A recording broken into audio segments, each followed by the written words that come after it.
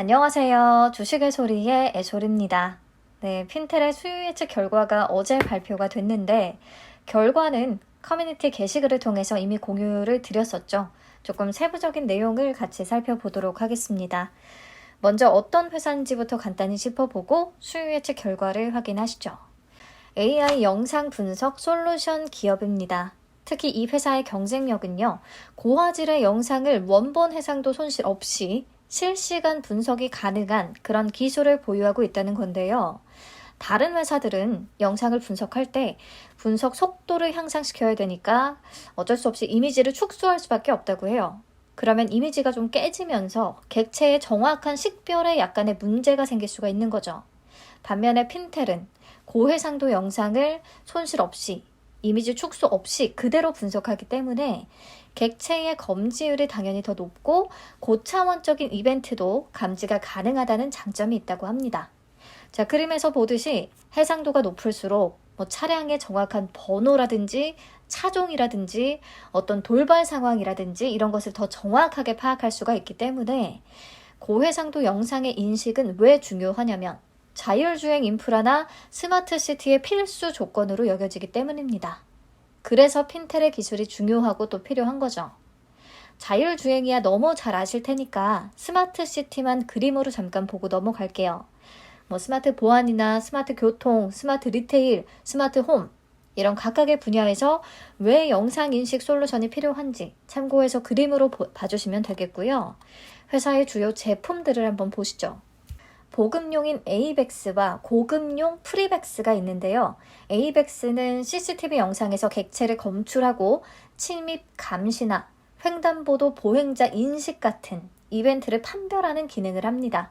그래서 방범용 영상 감시 시스템이나 횡단보도 보행자 감시 시스템, 주차 감시 시스템 등등 소규모의 영상 분석에 최적화된 솔루션이에요. 프리벡스는 딥러닝 기술을 적용해서 에이벡스보다 정확도를 향상시켰고요. 또 적용 범위도 넓어진 제품이라고 하는데요.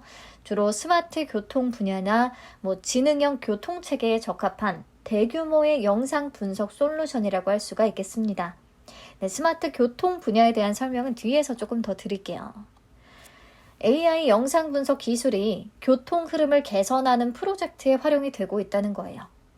상암동 감음형 신호체계 실증 테스트는 이미 마쳤다고 하는데 예를 들어서 교차로의 좌회전 대기줄이 굉장히 길면 좌회전 신호를 몇 초 더 늘리고 보행자가 횡단보도를 건너는 중이라면 보행자의 안전을 위해서 파란불이 자동으로 시간이 또 연장되는 이런 스마트 교차로를 만들기 위해 핀텔의 영상 분석 솔루션을 적용한 겁니다. 네, 그리고 어린이 보호구역 내의 위험 상황을 좀 빠르게 감지하기 위한 영상 분석 프로젝트에도 참여를 했다고 해요. 지금은 실증 테스트를 거치는 단계이기 때문에 매출 비중을 보면 여전히 보안, 이 방범용 에이벡스의 매출 비중이 훨씬 높아요. 22년 반기 기준 71%죠. 그리고 보면 교통 쪽에서 프리벡스 제품의 비중은 점점 늘어나고 있는 추세인 거고요. 이 프리벡스 제품으로 앞으로 스마트 교통 분야, 지능형 교통체계 시장을 공략하겠다는 계획인 거고요. 이런 지능형 교통체계는 자율주행에 있어 또 기반이 돼야 하는 시스템이잖아요. 그래서 자율주행 시대에 맞춘 이 프리벡스 솔루션을 제공하겠다. 이런 포부입니다. 네, 지금까지의 사업화 실적은 한번 참고해서 보세요. 서부 간선도로 지하화 사업의 돌발 감지 시스템이라든지 의왕시의 지능형 스마트 교차로라든지 이런 교통 분야에서의 성공적인 레퍼런스들을 확보해뒀고요. 보안뿐 아니라 국방이나 리테일 등등 무인 정산 이런 쪽으로 사업을 확장해 나가고 있다는 것을 확인할 수가 있었습니다. 그래서 주요 매출처는 정부나 공공기관 이런 쪽이다. B2G 사업 구조다 라고 보시면 될 것 같아요. 넘어가서 실적을 보면 매출액은 매년 큰 폭의 성장을 이루고 있어요. 그럼에도 영업 적자 폭은 또 점점 커지는 상황입니다. 매출액이 거의 100% 가까이 증가하는데 도대체 왜 이러는 걸까요? 이 회사는요, 소프트웨어뿐 아니라 통합 관제센터에 필요한 카메라나 서버의 기자재들이 같이 납품이 돼야 하잖아요. 그렇기 때문에 매출 원가율이 매우 높은 편이에요. 거의 70% 이상? 그래서 매출처가 확대될수록 매출액이 증가하기는 하지만 기자재 공사나 설치할 때 드는 외주 용역비가 또 같이 늘어나서 이익률이 굉장히 떨어지는 구조다. 라고 볼 수가 있겠습니다. 이게 과연 앞으로 나아질 수 있을지 좀 걱정이 되네요. 근데 제품 중에서 에이벡스는 매출 원가율이 굉장히 높고 프리벡스는 원가율이 좀 낮은 제품이라고 해요. 그래서 앞으로 프리벡스의 적용률을 더 늘리면서 수익률까지 잡겠다는 목표인데 우선 현 시점에서는 수익 구조가 그리 좋아 보이지는 않았습니다. 그리고 재무 안정성 지표들도 업종 평균 대비해서 좋지 않은 모습이고요. 영업활동으로 인한 현금 흐름도 불안정한 상태입니다. 그렇기 때문에 공모가를 산정할 때 추정순이익을 적용했겠죠. 2024년 추정순이익을 25% 할인율로 땡겨온 현재 가치를 활용했고요. 그럼에도 또 공모가를 산출할 때 적용된 할인율이 낮은 수준이라서 저는 이 부분이 탐탁치가 않습니다. 그래서 전체적으로 썩 내키는 회사는 아니었는데 이 회사도 유통 물량 측면에 장점이 있어요. 유통 가능 금액이 200억 원대거든요. 그래서 수요 예측 결과가 어떨지 더 궁금하기는 했습니다. 결과 보시죠. 경쟁률 558.92대 1이에요. 애매하죠? 애매합니다. 딱 탑 머티리얼이 떠오르는데 탑 머티리얼의 451.49대 1보다는 조금 높은 수준이라고 할 수 있겠고 아무튼 그 정도 수준이었다라고 보시면 될 것 같아요. 호불호가 갈렸다는 거죠. 신청가격 분포표를 보시면 공모가 밴드는 7,500원에서 8,900원이 제시됐는데요. 상단 이상을 적어낸 비율이 96.05%로 높은 편이기는 했어요. 하지만 상단 초과 비율은 30.35%로 아주 높지는 않았고요. 그리고 밴드 하단과 하단 미만을 써낸 비율이 참여 건수 기준으로 7.63% 정도가 있었거든요. 총 642개 기관 중에 49개 기관이 그렇게 적어낸 거고 이렇게 확인을 하시면 되겠고요. 넘어가서 의무보유 확약 비율을 보겠습니다. 참여 건수 기준 7.79%, 신청 수량 기준 8.74%를 기록했어요. 경쟁률이 비슷했던 탑 머티리얼은 의무보유 확약 비율이 꽤 높았죠. 수량 기준으로 30.96%. 비교하면 핀텔의 의무보유 확약 비율은 좀 형편없어 보입니다. 하지만 최근 종목들과 쭉 비교해서 보면 그냥 요즘의 추세 정도다 싶어요.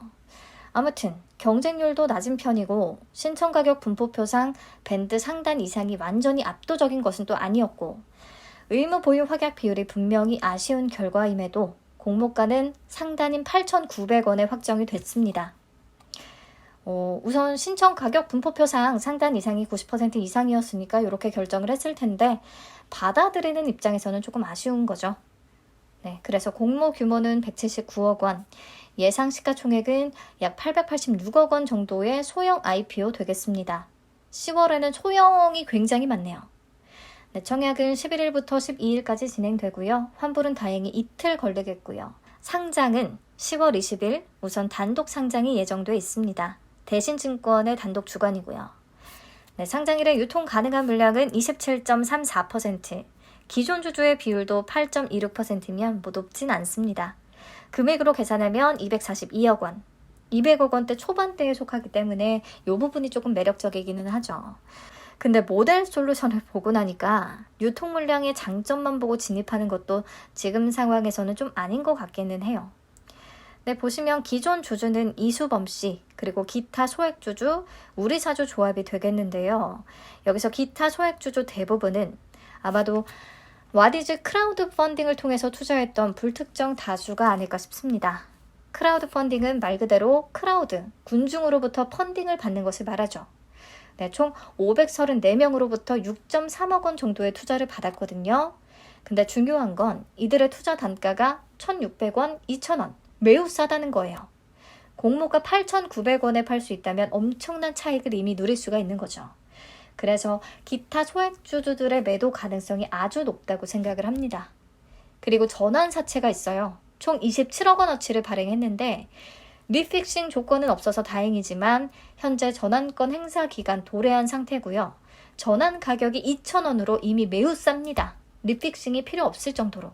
네, 전환 가능 주식 수는 13만 주로 상장 예정 주식 총수의 13.56%에 해당하는 물량이 되겠고요. 이 중에 보호예수를 따로 약속한 건 없다고 해요. 뒤에서 얘기하겠지만 대신증권이 투자한 물량을 제외하고는 의무 보유에 대한 책임은 없는 걸로 보입니다. 그래서 보통주로 전환될 가능성이 있는 주식수가 꽤 많다는 거, 그리고 시장에서 바로 매물출의 가능성도 있다는 거 체크하시고요. 보세요. 상장 주선인인 대신증권이 작년에 핀텔의 보통주와 전환사채에 투자를 진행했어요. 보통주의 최대가액은 4,000원, 전환사채의 전환권 행사 시 행사 가격은 2,000원이라고 앞에서 말씀을 드렸습니다. 그러면 공모가와 괴리율을 보세요. 공모가 기준 보통주는 122.5%, 전환사채는 345%에 달합니다. 공모가가 높게 책정되면 좋은 건 누구다? 대신증권이다. 상장 후에 여기서 주가가 더 오르면 좋은 건 누구다? 대신증권이다. 물론 우리도 좋긴 하겠지만 대신증권만큼은 아니겠죠. 저는 개인적으로 공모가가 적정하다고 생각을 하지 않기 때문에 이런 것도 좀 가자미 눈을 뜨고 보게 되는 것 같아요. 네, 그래서 수요 예측 결과 정리 한번 다시 하고 가시고요. 보면서 느끼셨겠지만 호불호가 나뉠 수밖에 없었던 공모주라고 생각을 합니다. 스마트시티나 자율주행 시장 확대에 따른 핀텔의 수혜가 좀 기대가 된다. 그래서 회사 측이 설명하는 대로 2023년에 흑자 전환을 기대해 볼 수 있을 것 같다. 무엇보다 유통시총 200억 원 되면서 주당 단가가 10,000원 미만이다. 이런 부분에 점수를 좀 준 기관들은 참여도 하고 가격도 상단 이상으로 써냈을 거라는 생각이 들고요. 반면에 불안정한 시장 상황에 아직까지도 불안한 수익 구조를 보이고 있고 또 추정 순이익을 기준으로 공모가를 산정한 데다가 기업이나 소비자를 대상으로 하지 않는 B2G 비즈니스 모델이기 때문에 한계가 좀 느껴지기도 하고 특히 가장 비슷한 사업 영역을 영위하면서 작년에 상장했던 이노뎁이라는 회사가 있는데 이게 AI를 적용한 영상 인식을 통해 영상 감시와 보안을 다루는 회사거든요. 비슷하게 CCTV 쪽. 마찬가지로 상장을 할 때 스마트시티 산업의 성장을 굉장히 강조했었는데 오히려 상장 이후에 실적이 더 나빠지고 있는 케이스입니다. 2021년에 적자 전환했고 2022년 상반기에 적자폭이 또 확대됐죠. 그래서 차트는 안 보여드리지만 계속해서 내리막길 걸으면서 지금 공모가보다 낮은 주가를 기록하고 있다. 이렇게 직접적으로 비교되는 기업의 부정적인 상황, 영향을 줄 수 있겠죠. 네, 그래서 이런 부정적인 측면을 더 크게 본 기관들은 아예 참여를 하지 않았을 경향이 있습니다. 저는 현재 상황에서는 부정적인 측면이 더 눈에 띄는 것 같기는 해요. 경쟁률이 높고 확약 비율이 비슷한 수준이었던 이노룰스와 모델솔루션의 성적을 보면 굉장히 실망스러웠잖아요. 상장일의 고가 기준 이노룰스는 36%, 모델솔루션은 28%밖에 못 올랐거든요. 근데 이 두 친구들보다 수요 예측 결과가 부진하다고 할 수 있고 또 가격 메리트도 좀 떨어지는 것 같고 그렇다면 오른다고 해도 기대할 수 있는 수익이 크지 않을 수 있겠습니다. 주당 단가가 또 8,900원으로 굉장히 싼 편이잖아요. 네, 넘어가서 이론적인 주가는 그냥 참고용으로만 봐주세요. 24년 추정순이익을 25% 현가화한 63억 원에 유사기업의 평균 퍼 17.42배를 곱해서 평가시총을 산출했는데요. 사실 비교 기업의 퍼를 보면 셀바스 AI의 퍼가 위세하이텍의 퍼의 2배 이상인 것을 확인할 수가 있습니다. 셀바스 AI는 AI 기술을 융합한 헬스케어 제품군이 성과를 좀 나타내기 시작하면서 작년에 흑자 전환에 성공을 했고요. 올해도 양호한 실적을 기록해주고 있어요. 그리고 헬스케어 쪽이라서 밸류가 좀 다르다고 생각합니다. 사실상 AI로 영상 분석 사업을 영위하는 이노뎁이나 라운피플은 영업 적자라 비교군에서 제외할 수밖에 없었던 거고요. 아무튼 17.42배, 퍼 17.42배는 좀 높은 수준일 수 있겠다라는 생각이 들었어요. 이렇게 계산한 주당 평가가액은 9,619원이 도출됐고요. 공모가 대비해서 플러스 8% 수준입니다. 근데 또 이런 부분에 의문이 생기죠. 과연 2024년 추정순이익이 달성이 가능한 것이냐. 회사 측은 올해 영업이익 4.9억 원으로 흑자 전환이 가능하다고 추정을 했거든요. 올해 상반기에 영업 적자가 16억 원이었는데 이걸 다 만회하고 4.9억 원의 흑자 전환이 가능할 것인가. 우선 이 부분 의문이고요.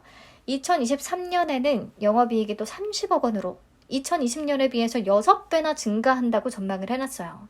개인적으로 너무 장밋빛 미래를 그린 게 아닌가 싶고요. 앞에서 지적했듯이 매출 원가율이 굉장히 높았잖아요. 그 부분이 확 낮춰서 수익성을 뒷받침할 수 있을지도 잘 모르겠습니다.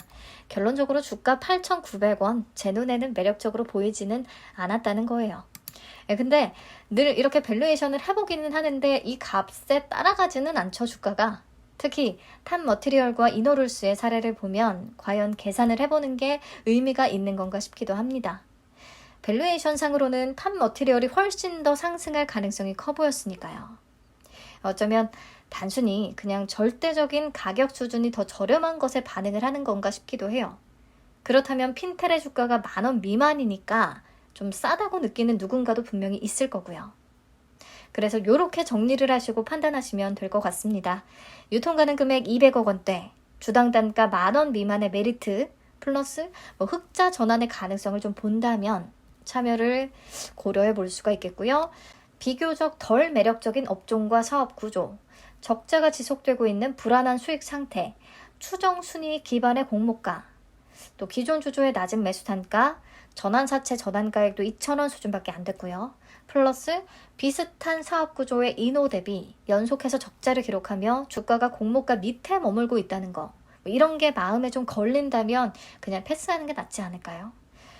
OSP의 상장일 결과를 참고할 수 있다면 정말 딱일 것 같은데 일정상 그게 안 돼서 아쉽네요. 내용은 여기까지 보시고요. 배정 물량과 청약 한도 보고 마칠게요. 총 50만 주가 배정됐고요. 균등 물량은 25만 주입니다. 균등으로 많이 받을 것 같아요. 청약 한도는 100% 기준 2만 5천 주까지 가능하겠고요. 청약 증거금 1억 1,125만 원 되겠습니다.